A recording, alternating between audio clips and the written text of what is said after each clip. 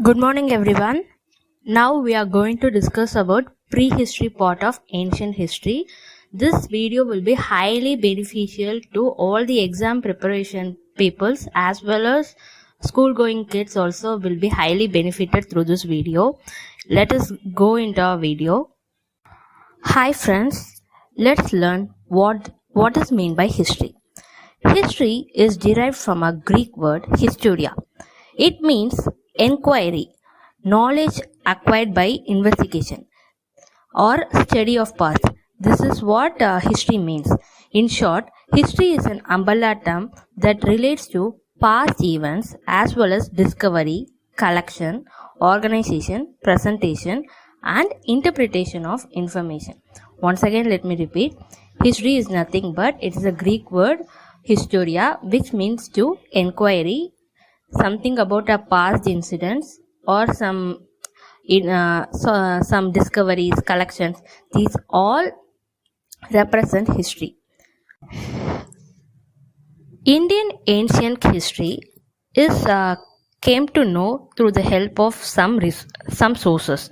They are namely non-literary sources and literary sources. Non-literary sources consist of like coins, then monuments, archaeologies. These all constitute non-literary sources. In literary sources, we have religious literature, secular literature. These all constitute literature sources. How coins make non-literary sources? In ancient Indian currency was not issued in the form of paper, but it was issued in the form of coins. These coins found in India contained few symbols and few benchmarks that are mainly made up of silver and copper. But later coins mentioned the names of kings, gods, etc. The areas where they found indicate the region of their circulation. For example, if a coin is found in between northern Afghanistan and those region, it will demonstrate Indo-Greek rule. Those coins will demonstrate Indo-Greek rule. Likewise, coins throw light on economic history of different dynasties, and also it provide input on different parameters such as scripts, religion, and who are the prominent king, and then about the metals available. These all thing will be demonstrated using a coin. The study of coins is called numismatics. Once again, let me repeat. The study of coins is called numismatics. Yes, friends. We have seen how coin is a non-literary sources. Likewise, let us see how archaeology as well as material will remind about non-literary sources of prehistory. The science which deals with the digging of old mounds in a systematic manner in successive layers that enables to form some idea related to material life of people is called archaeology. Let me once again repeat. The science which deals with digging of old mounds in a systematic manner in successive layer that will enable to form some ideas based upon the people who live in that constitute archaeology. Materials that were remain recovered as a result of excavation and exploration are then examined. These examinations are based on radiocarbon dating. For example, excavated sites that belong to Harappan help us to know about how the people's life were in that era. Likewise, megaliths throw light on life of people living in Deccan and South India before 300 BCE. This examination helps us to know about how the climate was there, how the vegetation was there, especially what are the eating habits of the people. These all were said about archaeology. Now let us know how inscription or precious make non-literary sources of pre-Indian history.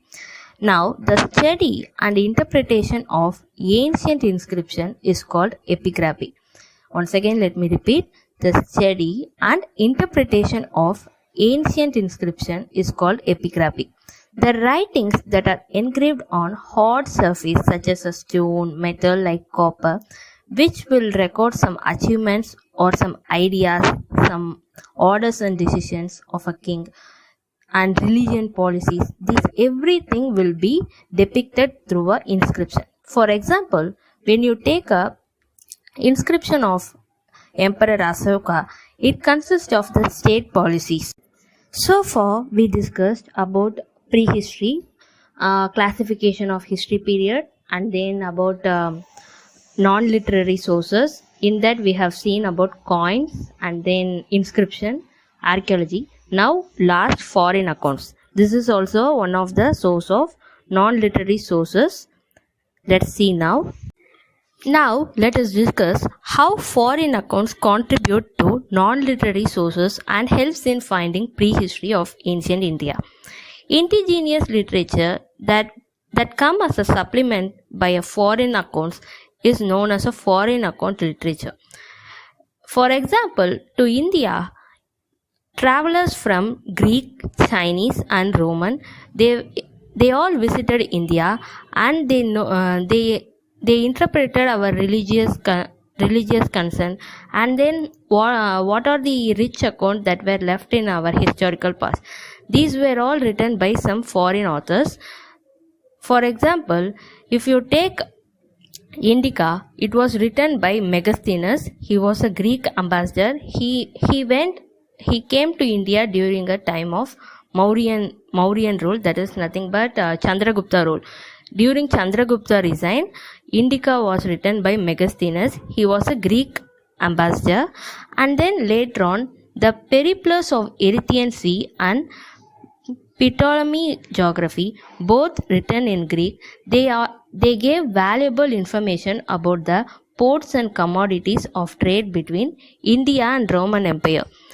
Then next to it was Fahin Faxikan. He was a Buddhist traveler. He gave information about Gupta period as well as the spread of Buddhism. How were they? He gave some insights about that. Then after him, Huzhan Tizang. Huzhan Tizang is also a Buddhist pilgrim.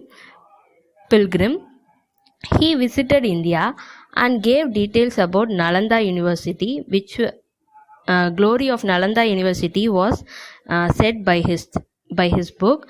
And then he said about King Harshavardhana. These were few non-literary sources of prehistory. Now, later we will discuss about what are the literary sources of prehistory. Good morning, everyone.